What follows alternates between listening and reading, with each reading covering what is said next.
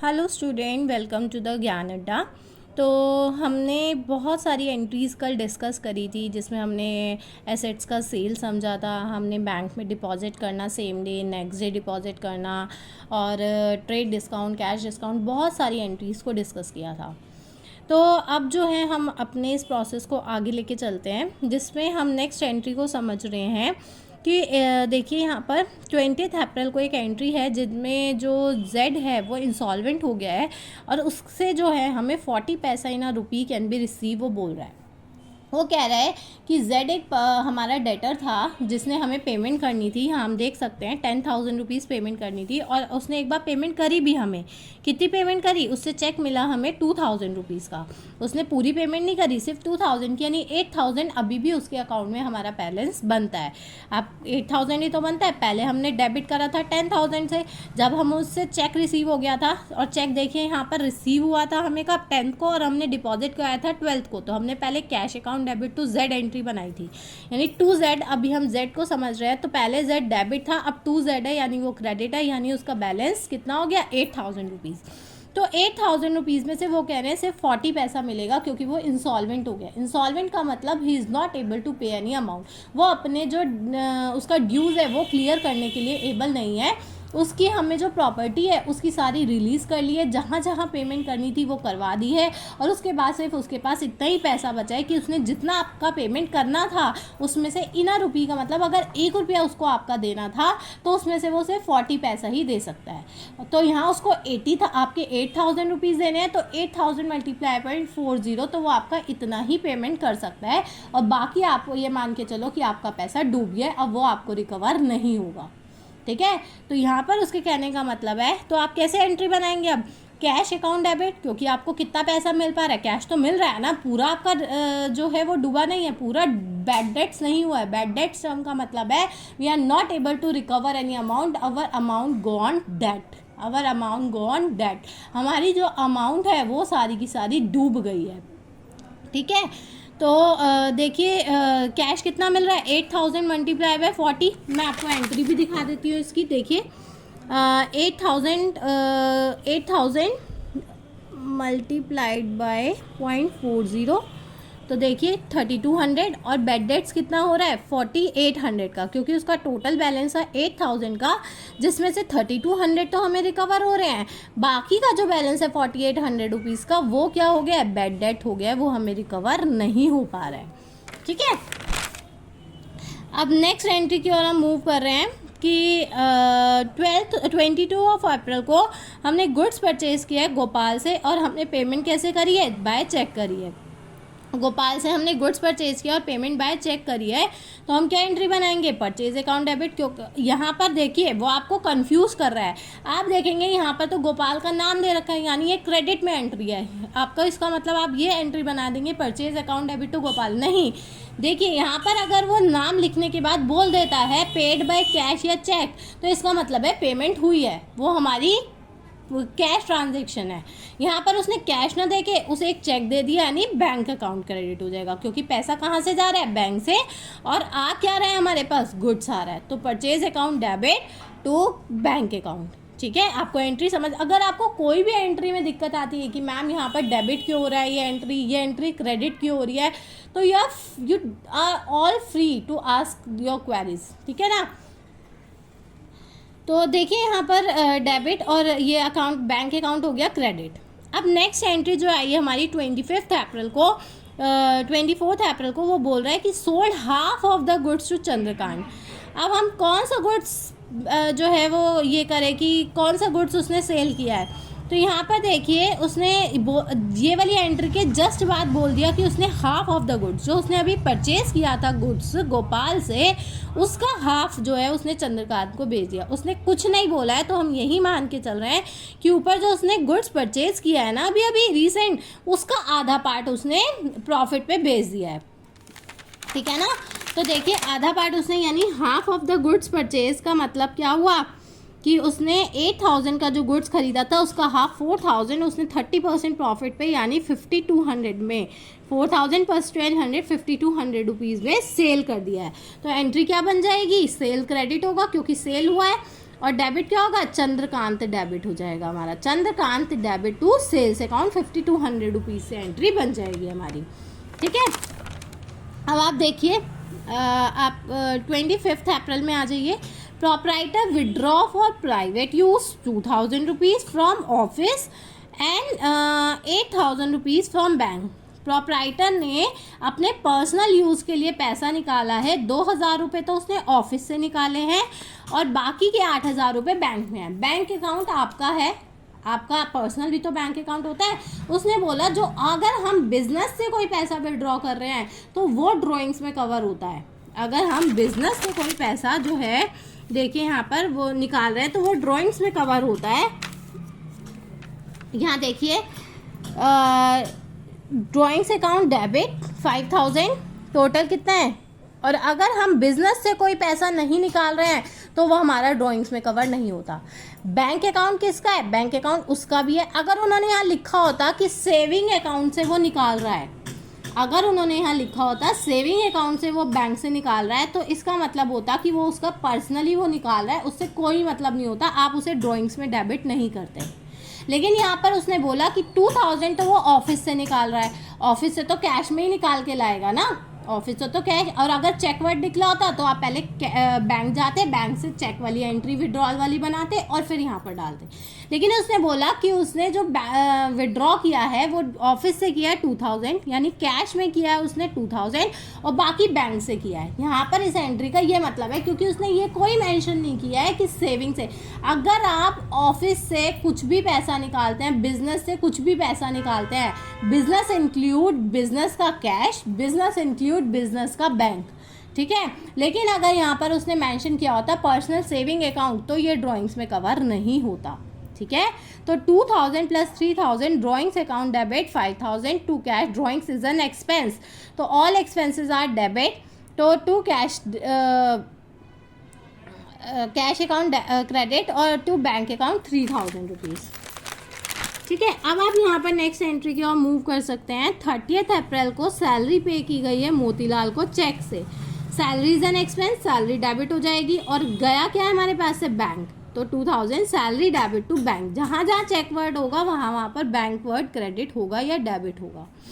उसके बाद 30 अप्रैल को हमने एक फिर से चेक दिया है कितने का, 1500 का, रेंट पे किया है, तो rent account debit to bank 1500 से। अब हमने फिर से 30 अप्रैल को एक ट्रेड एक्सपेंस किया है 50 रुपीज़ का। आप देखिए ये सारे के सारे एक तो एक्सपेंस हैं, ठीक है, ये सारे के सारे क्या हैं आपके एक्सपेंस हैं और सारे के सारे क्या हैं 30 अप्रैल को पेड है, तो आप इनकी कंबाइन एंट्री भी बना सकते हैं। लेकिन एक बात है, इन दोनों की तो बन सकती है कंबाइन एंट्री, क्योंकि ये भी चेक से पेमेंट है, ये भी चेक से पेमेंट है, बन इसकी भी सकती है। तीनों को आप ये डाल सकते हैं, salary account debit, rent account debit, trade expenses account debit to bank to cash, ठीक है।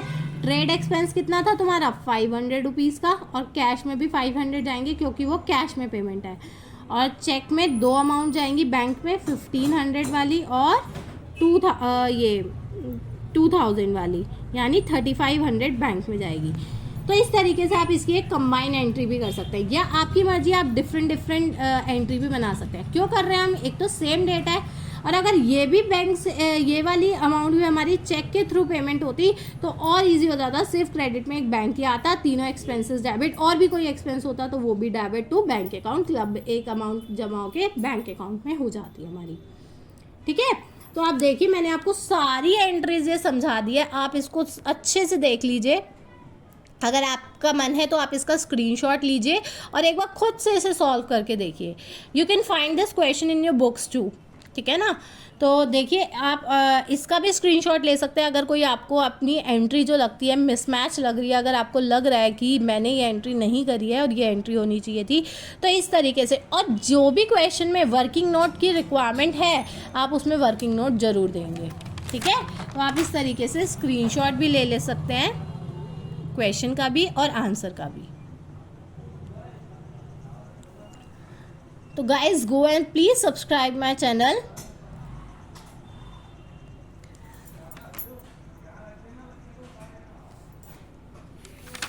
तो आपको बहुत सारे इंटरेस्टिंग क्वेश्चंस, उनके आंसर्स, और कोई भी आपको क्वेरी है तो आप उसको मेरे से समझ सकते हैं, मेरे को बता सकते हैं। अब देखिए यहाँ पर हमने वैसे टर्म्स वाले चैप्टर को कंप्लीट कर लिया है, वहाँ पर हमने हो सकता है टर्म्स समझ भी लिए हैं किसी ना किसी उसके थ्रू, वर्ड के थ्रू। लेकिन अब आपको एक बार फिर, क्योंकि जर्नल एंट्री जो है वो बेस है कि अगर आपको जर्नल समझ नहीं आया तो आपका अकाउंटिंग करने का कोई फ़ायदा नहीं है, क्योंकि whole accounting based on this journal entry.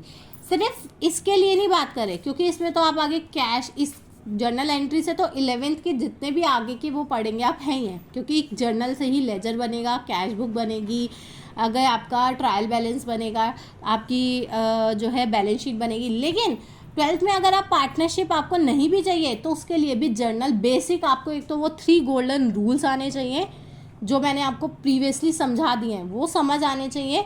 और ये जर्नल एंट्री का बेस समझ आना ज़रूरी है, क्योंकि ये समझ आ गया तो आप इजीली अकाउंट्स को हैंडल कर सकते हैं। ओके ना। तो देखिए यहाँ पर हम टर्म समझ रहे हैं, एक आउटस्टैंडिंग एक्सपेंसेस। आउटस्टैंडिंग एक्सपेंसेस का मतलब है ऐसी अमाउंट जो अभी हमें पे करनी है, वो एक्सपेंस हो गया है लेकिन अभी उस एक्सपेंस की अमाउंट पेमेंट हमें करनी है। तो यहाँ देखिए, the amount which are yet to be paid at the end of accounting year due to the one reason और अनदर। जैसे कि उन्होंने बोला कि एम्प्लॉय की सैलरी थी 1000 rupees per month, if the during the year only 11 month salary amounting to ₹11,000 has been paid to him. 1000 की salary जो है वो आउटस्टैंडिंग सैलरी हो जाएगी।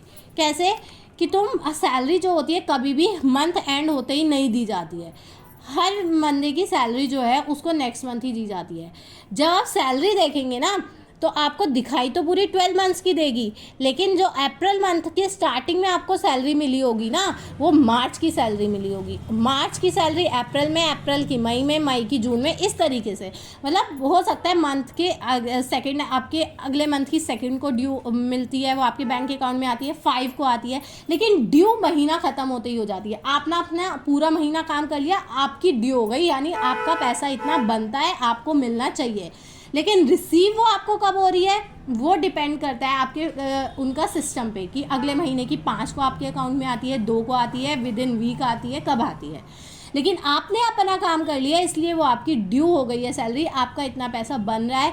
इसीलिए एक्रूअल सिस्टम यही तो कहता है कि आपने अपना काम कर लिया है, आपका इतना पेमेंट ड्यू हो गया है, तो हम आपका वो एक्सपेंसेस बुक करेंगे, आपके उसके हेड के अंदर उसको ज़रूर अकाउंट वो करेंगे। तो इसीलिए टर्म बना है आउटस्टैंडिंग एक्सपेंसेस, क्योंकि आपका पैसा बन गया है लेकिन अभी आपको रिसीव नहीं हुआ है वो पैसा, मतलब पेमेंट नहीं हुई है अभी तक आपको, येट टू बी पेड है वो। तो इसीलिए, और ये क्या, बिजनेस को पेमेंट करनी थी लेकिन बिजनेस ने अभी तक पेमेंट नहीं करी है, यानी किसी ने काम कर दिया है लेकिन अभी तक आपने उसका वो पैसा नहीं दिया है, तो आपके ऊपर एक लायबिलिटी है कि उसने अपना जो उसको करना था वो कर चुके हैं, लेकिन अभी आपको उसका पेमेंट करना है। आपने उससे काम तो करा लिया लेकिन पेमेंट अभी करना है। तो इसीलिए आउटस्टैंडिंग एक्सपेंसेस जो है वो क्रेडिट में आता है, क्योंकि लायबिलिटीज़ को हम कहाँ पढ़ते हैं, ऑल लायबिलिटीज़ आर क्रेडिट, और आउटस्टैंडिंग सैलरी भी एक लायबिलिटी होती है। ठीक है, क्योंकि किसी ने काम कर दिया है लेकिन उसका भी काम का पेमेंट आपने नहीं किया है, तो इसीलिए आपके ऊपर एक लायबिलिटी है। लायबिलिटी का मतलब है जो आपके ऊपर कर्ज है, ड्यू ऑन बाय यू, ठीक है ना, अमाउंट ऑन बाय यू। ठीक है, तो सैलरी एक्सपेंस है, salary account debit, salary is an expense, all expenses are debit to outstanding expenses. ठीक है, टू आउटस्टैंडिंग सैलरी अकाउंट। हमने आउटस्टैंडिंग सैलरी कहाँ पढ़ा था, पर्सनल के रिप्रेजेंटेटिव में। या तो तुम यहाँ पर पर्टिकुलर हर एम्प्लॉय का नाम लिखते जाओ, ठीक है, अगर तुम्हारा छोटा सा है जहाँ पर 2 या 3 एम्प्लॉय है तो तुम नाम लिख दो उस पर्टिकुलर पर्सन का, टू और आउटस्टैंडिंग सैलरी उसके नाम में चढ़ा दो। ठीक है, अमाउंट पेबल इतनी है। लेकिन तुम्हारी एक बड़ी फर्म है, तुम्हारी एक कंपनी है जिसमें लाखों एम्प्लॉयज़ हैं, तो तुम वहाँ पर एक हेड बनाओगे आउटस्टैंडिंग सैलरी जो रिप्रेजेंट करेगा, और नीचे तुम बाय नरेशन बाय फुटनोट उनके नाम मेंशन करोगे, बाय एनेक्सर में जिसमें सबके नाम लिखे होंगे। ठीक है, अब प्रीपेड एक्सपेंसेस, जैसे कि तुमने तो काम तो कर दिया है, लेकिन अभी तुम्हें उसका पेमेंट करना बाकी है, तो वो आउटस्टैंडिंग है। लेकिन कुछ एक्सपेंसेस ऐसे होते हैं जो कि तुम्हारे नेक्स्ट ईयर से रिलेट करते हैं, लेकिन उसका पेमेंट तुम्हें अभी मिल गया है। देखो, there are certain expenses which are related to next year but have been paid during the current year will in advance, लेकिन उनका बेनिफिट नेक्स्ट ईयर में ही रिसीव होगा। बेनिफिट तुम्हें नेक्स्ट ईयर में ही रिसीव होगा, अभी रिसीव नहीं होगा उसका। जैसे कि इंश्योरेंस प्रीमियम, जैसे कि मेडिक्लेम, कुछ भी, मतलब मेन इसके लिए यही एग्जाम्पल चलता है इंश्योरेंस प्रीमियम का। आप देखेंगे, ठीक है, तो आपने प्रीमियम तो अभी पे कर दिया, लेकिन उसका बेनिफिट क्या, आप जिस साल प्रीमियम पे कर देते हैं उसी साल आपको मिल जाता है? नहीं, प्रीमियम एडवांस में पे करते हैं, बेनिफिट आपको बाद में मिलता है। तो कोई भी ऐसा एक्सपेंस जिसका पेमेंट पहले करना है लेकिन बेनिफिट बाद में मिलेगा, तो वो प्रीपेड एक्सपेंस है। और प्रीपेड क्यों है प्रीपेड एक्सपेंस? और आप इसके लिए एक मोबाइल रिचार्ज का एग्जाम्पल ले सकते हैं। मोबाइल का रिचार्ज भी क्या होता है, आप पहले पेमेंट करते हैं लेकिन रिचार्ज का बेनिफिट बाद में आपको मिलता है। ऐसे ही होता है ना, जब आप रिचार्ज करते हैं मोबाइल का, कि आप 3 महीने वाला रिचार्ज करा लेते हैं और पेमेंट उसी दिन करते हैं जिस दिन रिचार्ज करते हैं, और बाद में उसका यूज़ लेते रहते हैं। प्रीपेड रिचार्ज का यही तो मतलब होता है, ठीक है। तो कोई भी ऐसा एक्सपेंस जिसका आपने पेमेंट कर दिया है लेकिन उसका बेनिफिट बाद में मिलेगा, तो वो क्या कहलाता है, हमारा प्रीपेड एक्सपेंस। और प्रीपेड जो एक्सपेंस होता है वो तुम्हारी एसेट्स है, क्योंकि तुमने पैसा दे दिया है, तुम्हारी पास से तुम्हारा फ़र्ज़ ख़त्म हो गया है, ठीक है, लेकिन तुम्हें उसका बेनिफिट अभी मिलना है। तुम्हें बेनिफिट तो अभी मिलना है ना, तो तुम्हारे लिए एक एसेट्स हो गई। जैसे एसेट्स तुम आज खरीद लेते हो, कोई भी बिल्डिंग खरीद ली, मशीनरी खरीद ली, जिस दिन लाते हो उसी दिन उससे सामान प्रोडक्शन करके तुम उससे पैसा नहीं कमा लेते, वो फ्यूचर में बेनिफिट देती है। लेकिन तुम्हारे पास एक वो होता है कि इसकी वैल्यू एक बढ़ती जाएगी, और तुमने आज इसका पेमेंट कर दिया, तुम्हें इसका बेनिफिट इन फ्यूचर मिलता रहेगा। तो इसीलिए ये हमारी एसेट्स होती है।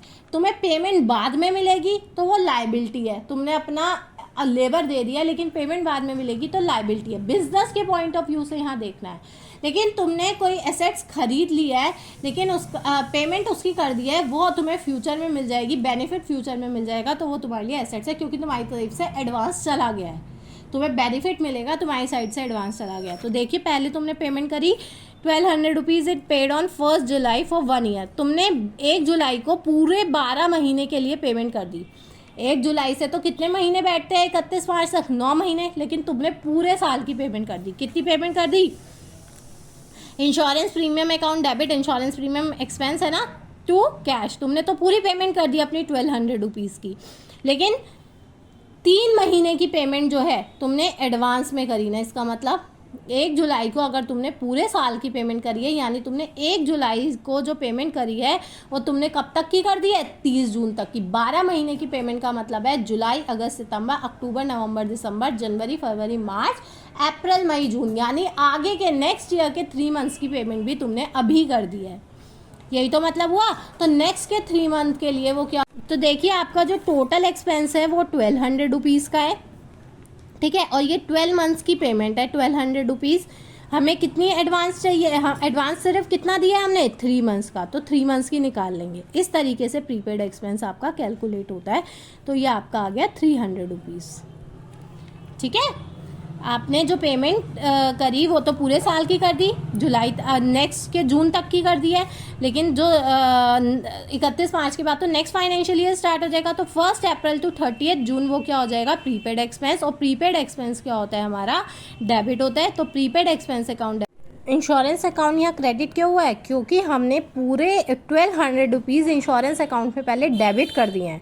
हमें इस साल करने कितने डेबिट हैं? सिर्फ हमें 900 रुपीज़ क्रेडिट करने हैं, 300 तो प्रीपेड के नाम के हैं, इसलिए हमने उसके अकाउंट से 300 कम करने के लिए अब इंश्योरेंस को क्रेडिट किया है। प्रीपेड इंश्योरेंस तुम्हारी एसेट्स है, वो तो डेबिट होगा। ये क्रेडिट क्यों हो रहा है? क्योंकि तुम्हारे पास पहले ज़्यादा अमाउंट तुमने डेबिट कर दिए, इतनी थोड़ी ना। तुम्हारे इस साल के एक्सपेंस, तुम्हें सिर्फ पूरे साल के एक्सपेंस डालने होते हैं उसमें, और जो अगले साल का है या इस साल का आउटस्टैंडिंग था वो उस हेड में जाना चाहिए। उस हेड में तुमने डाल दिया प्रीपेड के नाम से, तो अब इंश्योरेंस प्रीमियम को क्रेडिट कर दोगे तो तुम्हारा यहाँ पर जो बैलेंस रिफ्लेक्ट होगा वो 900 रुपीज़ होगा, ठीक है। तो guys please go and subscribe my channel for further new questions. Thank you. Bye bye.